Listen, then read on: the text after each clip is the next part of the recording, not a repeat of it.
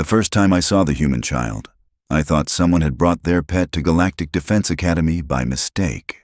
Seriously, she stood barely 3 feet tall in the registration hall, clutching a transport case that was almost as big as she was. Her brown hair stuck up in about 17 different directions, and she wore what I can only describe as colorful fabric coverings that seemed designed to blind anyone looking directly at them. The other cadets towered over her, minimum height for most species being somewhere around 6 feet. I am Krell Talk, by the way. 3rd-generation military from the Vraxian Empire. 8 feet of pure muscular excellence, scales that could deflect plasma rounds, and a family legacy that expected nothing less than top honors. Standing next to me was my podmate Jera, a cleath whose crystalline exoskeleton reflected the Academy's harsh lighting in sharp angles. "Is that actually a cadet?" Jera's translator rendered her chittering into standard galactic with perfect confusion. Or did someone's offspring wander into the wrong building? The human child was talking to the registration officer, standing on her tiptoes to reach the counter. Her voice carried across the hall, high-pitched and entirely too cheerful for a military institution. "Yes, Mira Kovalenko, that's me. I'm registered for the standard combat track." The registration officer, a 4-armed Benthari named Quez, looked down at her with all 6 of his eyes blinking in sequence. "There must be some error in the system. You appear to be," how do I phrase this diplomatically, "extremely small." "I'm 9 years old," Mira announced this like it was an achievement. "And I passed all the entrance requirements. Want to see my scores?" 9 years old. By the void, I had been sharpening my combat claws for longer than this creature had been alive. Quez pulled up her file, his eyes widening with each screen he scrolled through.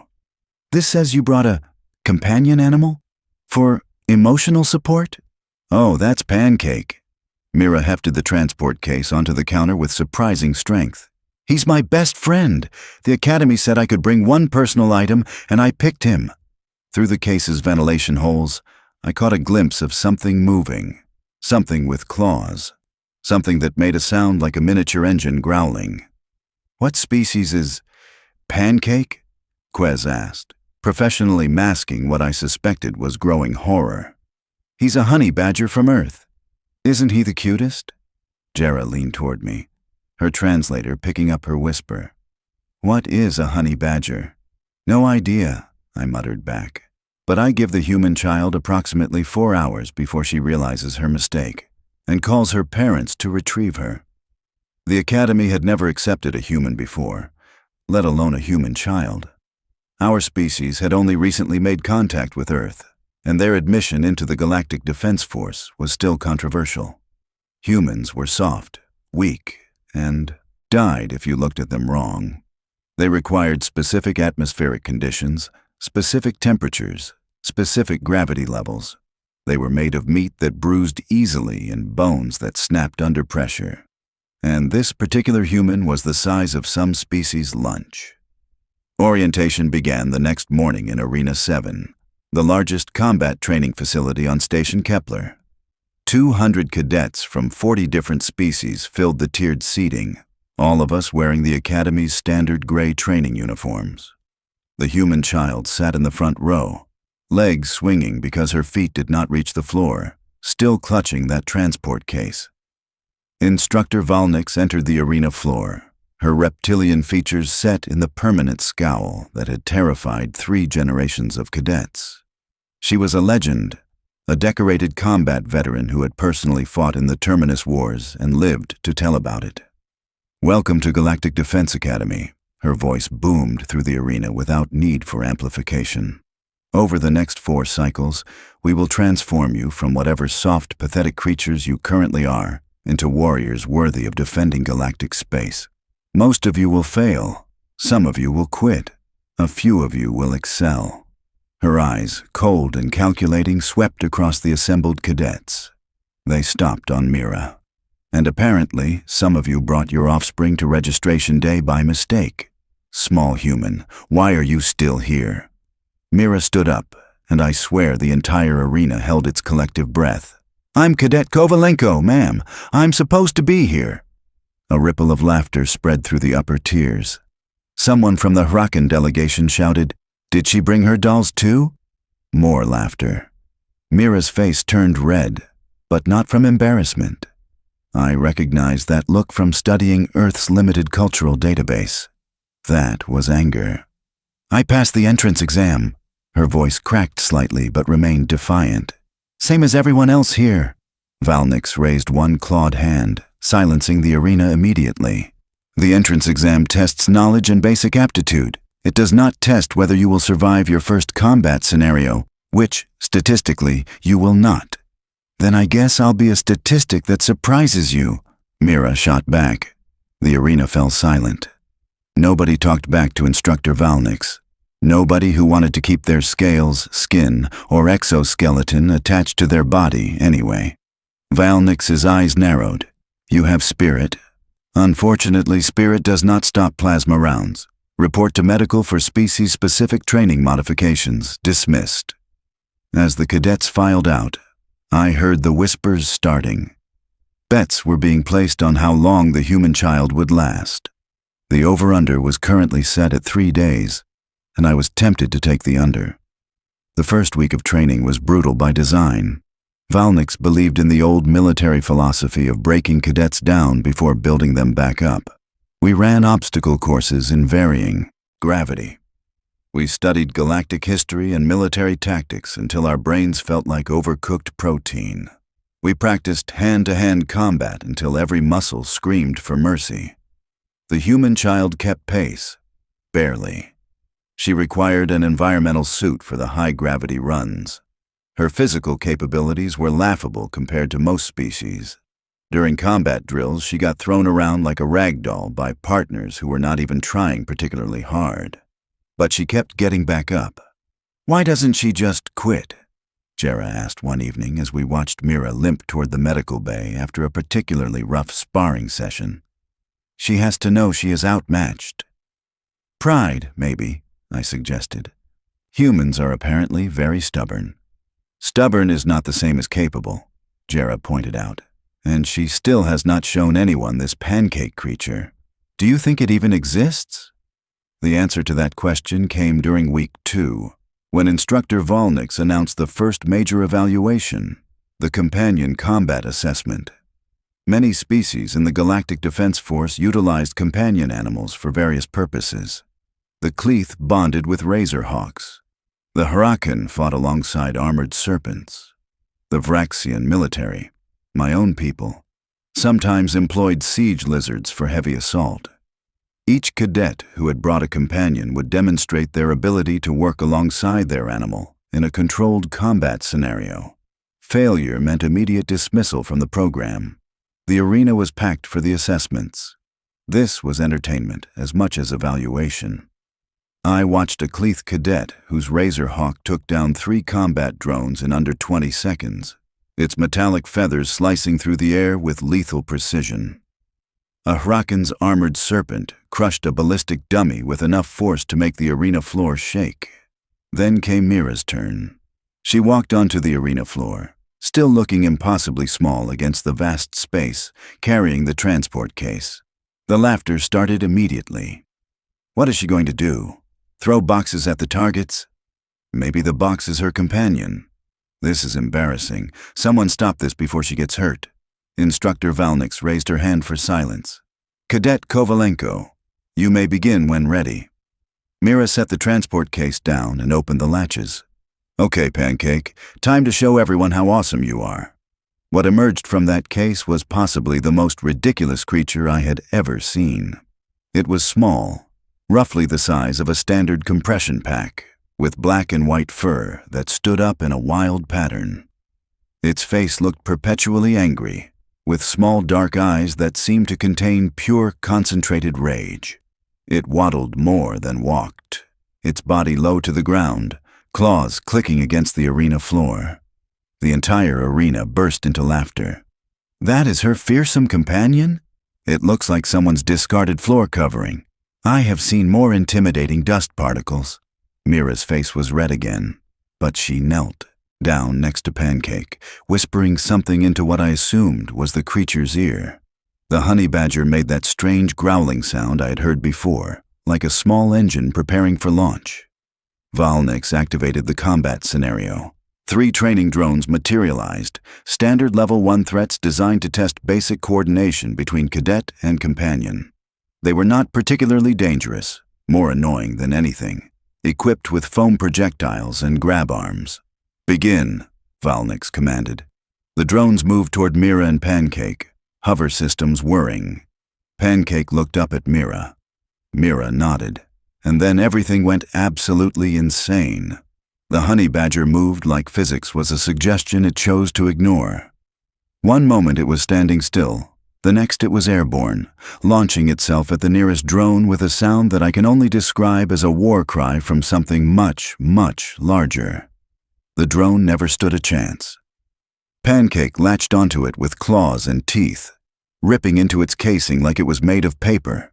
Sparks flew, wires snapped. The drone's hover system failed, and it crashed to the ground with Pancake still attached, still tearing, still making that horrifying growling sound. The second drone moved to assist. Pancake abandoned the first destroyed drone and went for this new target before it could even activate its grab arms. The honey badger climbed up the drone's side, found a seam in the armor plating, and proceeded to dismantle it from the inside out. The third drone, apparently equipped with basic threat assessment programming, decided retreat was the better option. It backed away, raising its foam projectile launchers in what I assumed was supposed to be a defensive posture. Pancake, covered in drone lubricant and sparking wire fragments, made eye contact with the third drone. The drone actually hesitated. Then Pancake charged, and the drone did something I had never seen a training drone do before. It fled. It actually turned and tried to escape, hovering desperately toward the arena exit. Pancake caught it anyway. When the dust settled, 3 training drones lay in pieces across the arena floor. Pancake sat in the middle of the carnage, licking one paw, looking utterly satisfied with itself. The arena was dead silent. Mira walked over, picked up Pancake like he was a stuffed toy, and scratched behind his ears. "Good boy, you did so good."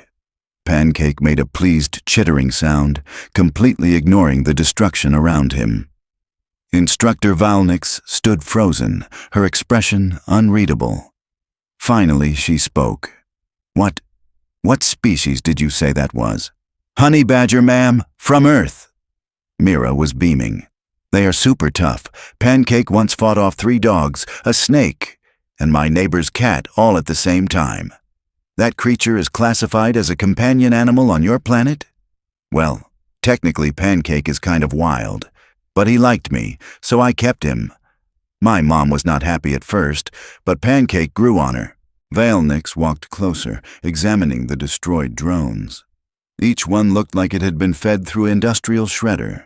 These are military-grade training drones. They are designed to withstand significant punishment. "Pancake does not really understand the word quit," Mira explained cheerfully. "Or stop. Or no. He is pretty focused once he decides he does not like something." One of the Hrakken cadets leaned over the railing. "That thing destroyed level 1 drones. My serpent took 30 seconds. That fur creature did it in 15. "Actually 12 seconds, Valnix corrected, checking her combat timer. 12.3 seconds to be precise. She looked at Mira, then at Pancake, then back at Mira. Something shifted in her expression, the tiniest crack in her legendary composure. "Cadet Kovalenko, your companion has exceeded expectations." "Thank you, ma'am. However," Valnix continued, "I am increasing your evaluation difficulty. Prepare yourself." Before Mira could respond, Valnix activated a new scenario. 6 drones materialized this time, Level 2 classification. These were equipped with actual stun weapons and reinforced armor. These were meant for advanced cadets, not first years. The arena gasped collectively. "Ma'am, is that safe?" Mira's voice was smaller now, uncertain. "You wanted to prove yourself," Valnix said coldly. "Prove it." The 6 drones advanced in formation, professional and coordinated. These were not going to be easy targets. Mira swallowed hard, then set Pancake down. "Okay, buddy, this is the big one. Remember that time with the raccoons?" Pancake looked at the drones. The drones looked at Pancake. And then the honey badger smiled. I did not know animals could smile like that. It was not cute. It was not friendly. It was the smile of something that had been waiting for exactly this moment, this challenge, this chance to show what it could really do. "Begin," Valnix commanded. Pancake became a blur. He hit the first drone low, going for its hover stabilizers. The drone tilted, firing wildly, stun bolts scorching the arena floor.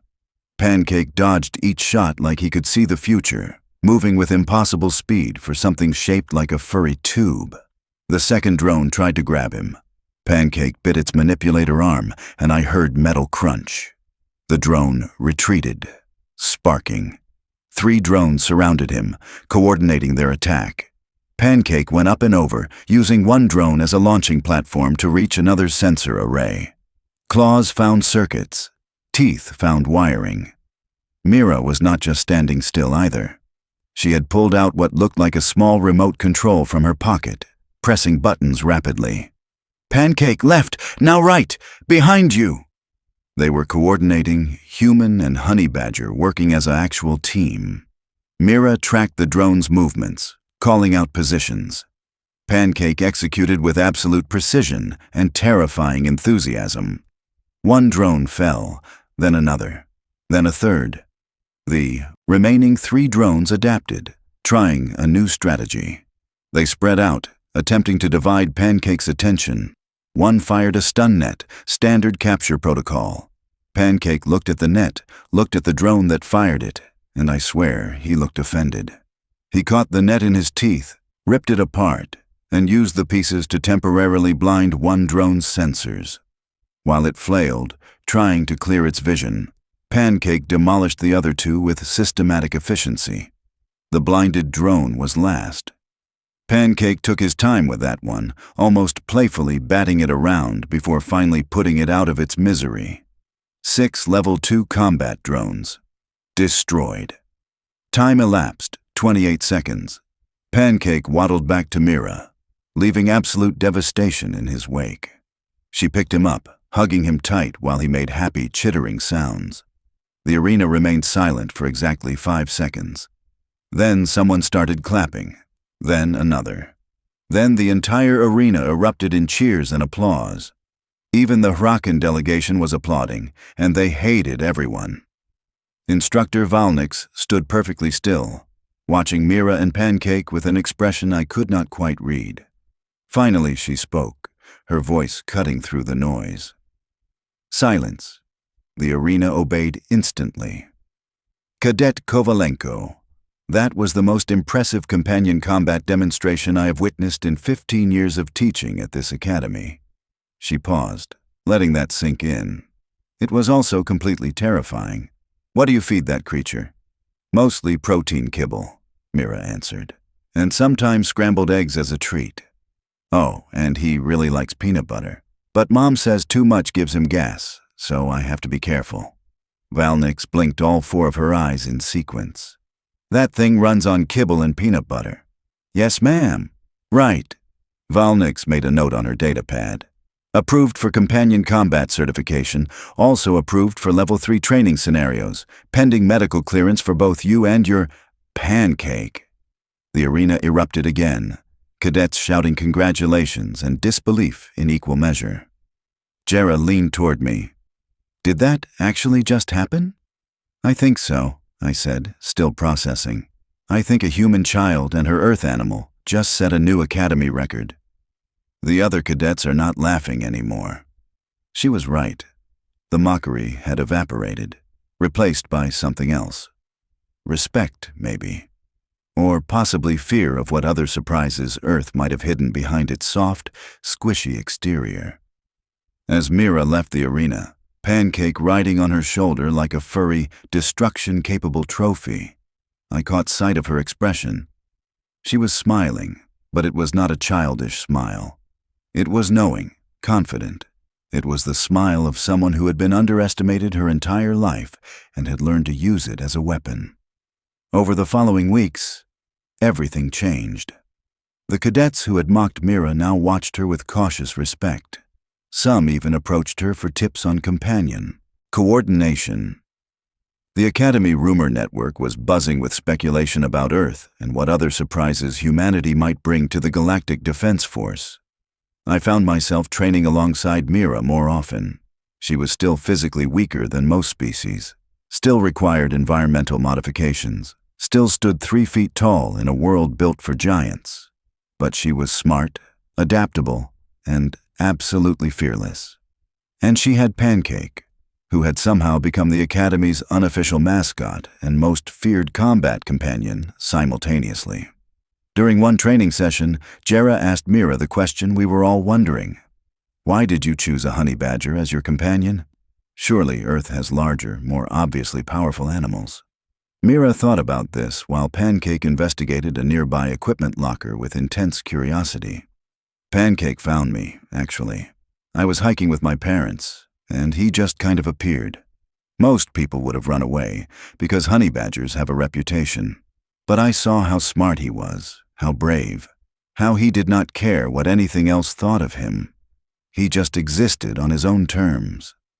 She scratched Pancake's head, and he leaned into it, making pleased sounds. I guess I wanted to be like that too. Everyone always told me I was too small, too young, too human to do important things. But Pancake taught me that size does not matter if your spirit is big enough.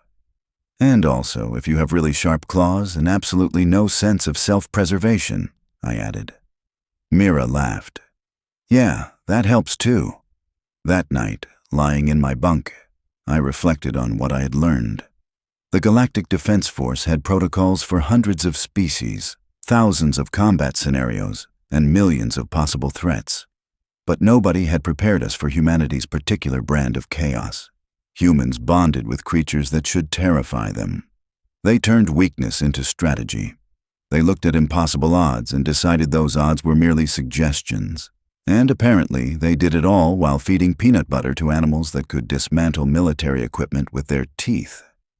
I fell asleep wondering what else Earth had in store for the galaxy, and whether any of us were truly prepared for it. Somewhere in the distance, I heard Pancake chittering in his sleep, probably dreaming of drones to destroy and obstacles to overcome. The human child had arrived at Galactic Defense Academy as a joke. She was leaving week 2 as a legend, and we had only just begun.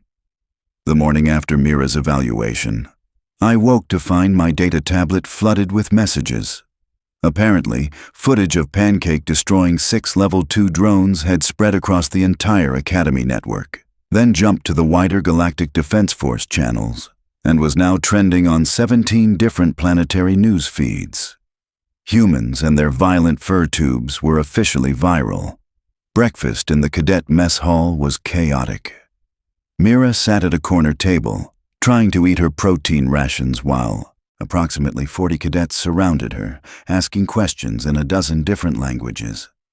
Pancake sat on the table itself, stealing food from anyone who got too close, completely unbothered by his newfound fame. Is it true honey badgers can survive venom from the Terran death serpent? Can Pancake really smell fear? How much does it cost to acquire one for personal use? Mira looked overwhelmed, her food getting cold while she tried to answer everyone at once. I pushed through the crowd, Jera following behind me. All right, back up. Give her space to breathe. My voice carried enough authority that several cadets actually stepped back. She cannot answer questions if you suffocate her with enthusiasm. Mira gave me a grateful look. Thanks, Krell. I did not expect this much attention. You destroyed the evaluation records with a creature that looks like animated carpet, Jera said, settling into the seat across from her. What did you expect? I mean, Pancake is pretty great, but he is just being himself. Mira finally managed to take a bite of food. He does not understand he is famous. He just knows there are more people around to potentially steal snacks from. As if to prove her point, Pancake snatched a nutrition cube from a nearby Hrakken cadet's tray. The cadet, easily 4 times Mira's size, looked at the honey badger, looked at his missing food, and wisely decided not to pursue the matter. Instructor Valnix entered the mess hall, and the room fell silent immediately. She carried a data tablet and wore an expression that suggested someone had personally offended her ancestors. Cadet Kovalenko, my office. Now.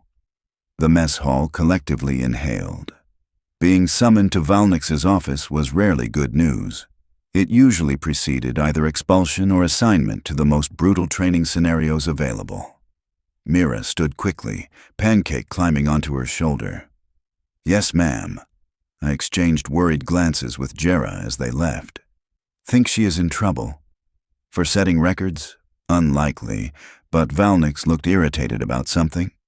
We found out what that something was an hour later when Valnix called an emergency assembly in Arena 7. All 200 cadets gathered in record time, filling the tiered seats with nervous energy. Valnix stood on the arena floor, Mira beside her, looking tiny and confused. Pancake was notably absent. Attention, Valnix's voice cut through the murmurs. Due to recent events, the Academy Board has decided to accelerate certain training protocols. Specifically, the first official combat tournament has been moved up from Week 8 to Week 4. Shocked whispers rippled through the assembly. The combat tournament was legendary, a brutal elimination competition where cadets fought in teams of 3 against increasingly difficult scenarios. It was designed to identify the strongest fighters, the best strategists, the cadets who could handle real combat pressure. Moving it up by 4 weeks was insane.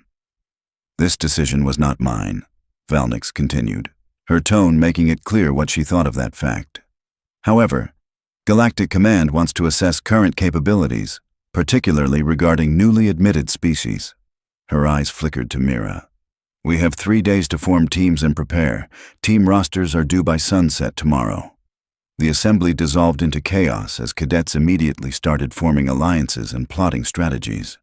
I made my way down to the arena floor where Mira stood alone, looking lost. You all right? I asked. She shrugged, trying to appear casual, but I could see the stress in her eyes. I knew people would notice Pancake eventually, but I did not think it would change the entire training schedule. It is not your fault, Jera said, joining us. Galactic Command makes ridiculous decisions regularly. Last year, they banned gravitational combat boots for 2 months because someone's nephew got hurt using them improperly. The problem is teams, Mira said quietly. 3 cadets per team. I am guessing nobody wants the tiny human on their squad, record-breaking honey badger or not. She was not wrong. Around us, cadets were already forming groups, gravitating toward their own species or toward the obvious powerhouses. Vraxians teamed with Vraxians. Hrakken sought out other heavy combat specialists. The Cleath formed groups based on Razorhawk compatibility. Nobody approached Mira. Jera's crystalline plating shifted colors, which I had learned meant she was thinking hard about something. What if we formed a team, the 3 of us? I blinked. Seriously? Why not? You are Vraxian, excellent close combat and tactical training. I am Cleath, long-range specialist with aerial support, and Mira has Pancake, who is apparently a mobile destruction unit. Jera's translator somehow conveyed her grin. We would be balanced across multiple combat styles. We would also be the weirdest team in Academy history, I pointed out. Scared of a challenge, Krell? Jera teased. Mira looked between us, hope flickering in her expression. You would really team up with me? Even though I am human and tiny and everyone thinks I am a liability? Everyone thought Pancake was a joke too, I said. How did that work out? A genuine smile spread across Mira's face. Okay, let us do it. Team Weird it is. We are not calling ourselves Team Weird, I said immediately. Team Unexpected? Mira suggested. Team Death from Unlikely Places? Jera offered. We settled on Team Velocity, mainly because it sounded professional and nobody could argue about it. We submitted our roster that evening, along with approximately 60 other teams. The next 2 days were brutal preparation. Valnix opened the advanced training facilities, allowing teams to practice together. Our sessions revealed both strengths and serious problems. Jera's Razorhawk, a magnificent creature named Shard, worked beautifully with Pancake once they established that Pancake would not try to fight him. This took exactly one encounter where Pancake attempted to assert dominance, and Shard simply flew to the ceiling and waited him out. Apparently, honey badgers cannot fly, which frustrated Pancake to no end. My combat skills meshed well with Mira's strategic thinking. She had studied galactic military history obsessively and could recall tactics from battles I had barely heard of. Where I saw obstacles, she saw opportunities. But the problem was obvious. In direct combat scenarios, Mira was fragile. One solid hit from most species would end her participation immediately. We needed to keep her protected while still utilizing her abilities. "What if we do not protect her at all?" Jera suggested during our third practice session. I stared at her. "Explain that without sounding like you want our teammate to die. Think about it. Everyone will target Mira first because she appears weakest. What if we use that? Make her the bait while Pancake and I set up ambushes. Krell holds the front line, drawing secondary attention. We turn her vulnerability into tactical advantage." Mira nodded slowly. "That could work. I am fast and I am small. I can move through spaces larger species cannot, and nobody expects the bait to be the one calling the shots." We practiced this strategy until my scales ached. Mira would dart into dangerous positions, drawing enemy fire. Pancake would appear from unexpected angles, causing chaos. Jera and Shard provided aerial support and long-range suppression. I held choke points and prevented enemy advancement. It was risky, unconventional, and absolutely ridiculous. Which meant it might actually work.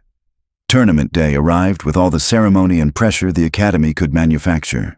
Arena 7 had been transformed into a massive combat zone with multiple levels, obstacles, and environmental hazards. Stands were packed with spectators, including off-duty instructors, administrative staff, and even some Galactic Defense Force officers who had traveled specifically to watch. Apparently, the human curiosity factor was drawing crowds. 60 teams meant a bracket-style elimination. First round would be team versus team in randomized combat scenarios. Losers went home. Winners advanced. Our first match was against Team Ironscale, 3 Vraxian cadets I knew from advanced combat training. They were good, experienced, and had approximately zero respect for humans. Their team leader, a cadet named Grix, actually laughed when he saw our roster. "You brought the pet human? This will be over in 30 seconds. Want to make that official?" Mira asked sweetly. "I bet we last longer than 30 seconds. Bet accepted. When you lose, you admit humans do not belong at this academy. And when we win, you personally apologize to every human in galactic space." Mira stuck out her hand. "Deal?" Grix shook it, his massive clawed hand completely engulfing hers. "Deal." The scenario loaded. Urban combat zone, multiple buildings, civilians to protect, hostiles to eliminate. Victory condition was simple: eliminate the opposing team or achieve scenario objectives first. We spawned on opposite sides of the simulated city. "All right," Mira said, checking her equipment. "Remember the plan. I go visible, draw them in. Pancake flanks. Jera controls high ground. Krell holds whatever position gives us best fallback." "This is insane," I muttered, moving toward a reinforced position near a simulated office building. "Absolutely," Mira agreed cheerfully. Then she ran directly into the open street, waving her arms. "Hey, Ironscale, over here! Bet you cannot catch the tiny human!" Subtlety was apparently not part of our strategy. I heard Grix's roar of anger from 3 blocks away. Then the sound of running. 3 heavy Vraxian cadets charging toward what they thought was easy prey. Pancake was already moving, using rubble and abandoned vehicles as cover. Jera and Shard took position on a rooftop, preparing firing angles. Mira led the Ironscale team into a narrow alley between 2 buildings. Perfect kill box. "Now!" she shouted. Jera's stun rounds came from above, forcing Ironscale to seek cover. Pancake hit them from behind, going for ankle joints and equipment straps. I blocked the alley exit, preventing retreat. Grix realized the trap too late. "Fall back! It is an ambush!" But Pancake had already destroyed one cadet's mobility with precisely targeted attacks on knee actuators. Jera's sustained fire kept another pinned. That left Grix facing me alone in close combat. We were evenly matched in size and strength, but I had better positioning. 3 exchanges later, his stun marker activated. He was eliminated. Total engagement time, 45 seconds. Mira walked up to the eliminated Iron Scale team, Pancake on her shoulder making smug, chittering sounds. "Guess you owe humanity an apology." The arena erupted in cheers and laughter. Our first victory was decisive, embarrassing for our opponents, and had taken less than a minute. Valnix's voice came over the arena speakers. "Team Velocity advances. Team Iron Scale, report for remedial tactical training." That was pathetic. We won our next 3 matches using variations of the same strategy. Teams kept underestimating Mira, kept treating her as the weak link, kept falling into carefully prepared traps. By the semifinal round, teams had figured out the pattern. Our opponents, Team Shatterpoint, came in with a counter strategy. They ignored Mira completely, focusing everything on eliminating Jera and me first. It almost worked. Jera took a stun hit early, eliminated. I was pinned down by heavy fire, unable to advance. Pancake could cause chaos but could not eliminate 3 trained combatants alone, which left Mira. She stood in the center of the scenario zone, surrounded by hostiles, apparently defenseless. Team Shatterpoint's leader approached carefully. "Surrender, human. You fought well, but this is over." Mira looked at Pancake.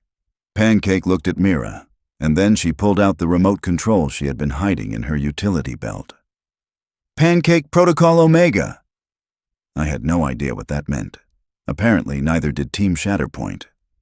Pancake began to glow. Not metaphorically, literally glow. Mira had apparently attached some kind of enhancement collar to him, something that amplified his already ridiculous capabilities. What happened next can only be described as carnage. Enhanced Pancake moved so fast he appeared in multiple places simultaneously. He hit all 3 Shatterpoint members before they could react, eliminating them with ruthless efficiency. When the stun markers activated, Pancake stood alone in the middle of 3 unconscious cadets, glowing faintly, looking extremely pleased with himself. Mira ran over and deactivated the collar. "Good boy. Such a good boy." Valnix's voice carried clear disapproval. "Cadet Kovalenko, what was that device?" "Enhancement collar, ma'am. It boosts natural abilities temporarily, completely legal under Academy Equipment Regulations Section 47. Long pause. Technically correct. The most irritating kind of correct. Team Velocity advances to finals. The final match was against Team Apex, the tournament favorites. 3 of the Academy's top-ranked cadets, all from species known for combat excellence. They had demolished every opponent, never even coming close to elimination. Their leader was Thex, a Kryn warrior whose people had conquered 12 star systems through military might alone. He stood 9 feet tall, covered in natural armor plating, and had never lost a combat evaluation. He looked at our team with cold assessment. "The human novelty ends here. You have used tricks and surprise. Against real warriors, that will not be enough." "We will see," Mira said quietly. The final scenario was the most complex yet. Multi-level facility, environmental hazards, civilian rescue objectives, and enemy combatants. Victory required both combat excellence and tactical thinking. The match began. Team Apex came at us with overwhelming force, no subtlety, pure aggressive dominance. They had studied our tactics and prepared counters for everything, except they had not prepared for us abandoning our own strategy entirely. Mira made the call 30 seconds in. "Forget the plan. New objective, civilian rescue only. Ignore combat unless necessary. Speed run the scenario." It was brilliant and insane. While Team Apex wasted time trying to eliminate us, we focused entirely on the actual mission objectives. Jera and Shard evacuated civilians from upper levels. Pancake cleared paths through rubble. I carried multiple civilians at once using Vraxian strength. Mira coordinated everything, her tactical mind processing the chaos into efficient action. Team Apex realized too late what we were doing. They had eliminated 0 opponents but had also rescued 0 civilians. We had ignored combat entirely and were about to win on objective completion. Thex roared in frustration, charging directly at Mira. I intercepted, taking the hit meant for her. My stun marker activated. I was eliminated. But I had bought enough time. Jera evacuated the last civilian. Mission complete. Victory. Team velocity. The arena went absolutely berserk. We had won the tournament not through superior combat, but through superior thinking. We had turned a combat competition into a rescue operation and succeeded where raw strength had failed. Thex stood in the center of the arena, staring at the victory screen in disbelief. We did not lose a single combat engagement. Nope, Mira agreed, Pancake chittering happily on her shoulder. But you forgot the mission was not about fighting. It was about winning. Valnix descended to the arena floor, her expression unreadable. She looked at our team, at the cheering crowd, at the scoreboard showing our impossible victory. Team velocity. That was the most unconventional, frustrating, tactically brilliant performance I have witnessed in my entire career. She paused. I hate that it worked. I hate that you made me respect it. But you have earned this victory. She presented us with the tournament medals, standard academy honors that most cadets dreamed about. When she reached Mira, she knelt down to eye level. You are still too small, too young, and too human to be here by traditional standards. But you have proven that traditional standards can be limiting. Earth's admission to the Galactic Defense Force was controversial. You have made it less so. Thank you, ma'am, Mira said. Do not thank me yet. This just means your training will get harder. Valnix stood. Dismissed. And someone get that honey badger a proper medal. He earned it. The celebration that night was legendary. Cadets from every species congratulated us, asked for tactical advice, wanted to meet Pancake. Even Team Apex grudgingly admitted we had outthought them.